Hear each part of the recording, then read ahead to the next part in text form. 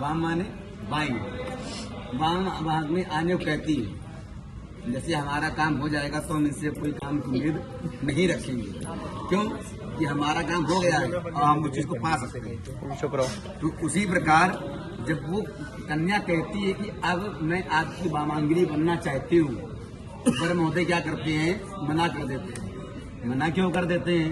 मैं इशारा कर तो मैंने कर डाला, लेकिन अब मना क्यों कर रहे हैं आप, मैं क्यों इधर नहीं आऊंगी। तब अब जैसे होता अगर शर्त इन्होंने रखी है तो फिर मैं भी रखूंगा। तो उनको जो है तसल्ली नहीं मिल रही अंदर से कि आपने वचन मांगे हैं तो क्यों मांगे हैं, कोई कारण है तभी आपने मांगा है। तो अब उनके भी अंदर खलबली मच रही है अंदर से कि हमारी भी कुछ शर्तें हैं जो आपको माननी पड़ेगी। तो इस प्रकार वर महोदय ने कहा कि हे प्रिय, आपने बड़ी चतुराई से, देखिए यहाँ पूरा विच्छेद आ रहा है, बड़ी चतुराई से अपनी 7 शर्तें मुझसे मनवा ली, आपने मांग लिया मेरे से, ठीक है। और उसके बाद कह रहे हैं और बड़े सहज भाव से आपने कह दिया कि मैं आपकी वामांगिनी बनना चाहती हूँ।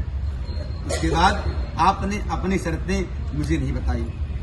अब वर महोदय जी क्या कह रहे हैं कि उनका जो पहला वचन है, वर महोदय के 5 वचन होते हैं, कन्या के 7 होते हैं। ऐसा क्यों? इसका भी बड़ा कारण है। पत्नियां जो होती हैं वे एक बात को कई बार पता समझा के बोलेंगी, ऐसे नहीं, ऐसे, वैसे नहीं, ऐसे। लेकिन वर जो होते हैं, पुरुष लोग, वो एक ही बार में सारी बात बोल देंगे। समझी तो ठीक, ना समझी तो भी ठीक। ये सिस्टम है।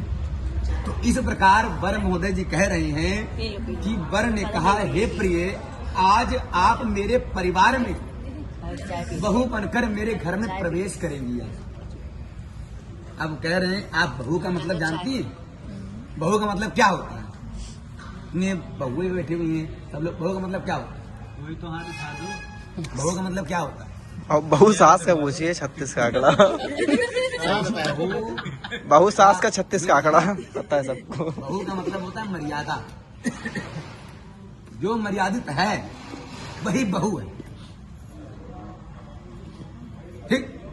तो इस प्रकार अर्थात मर्यादित जीवन जीना, मर्यादा में रह करके अपने जीवन को जीना चाहिए। मर्यादा कौन सी?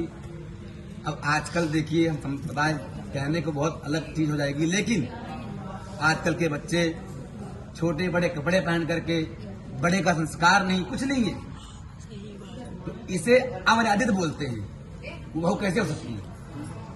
तो मर्यादित में रह करके जीवन को जीना।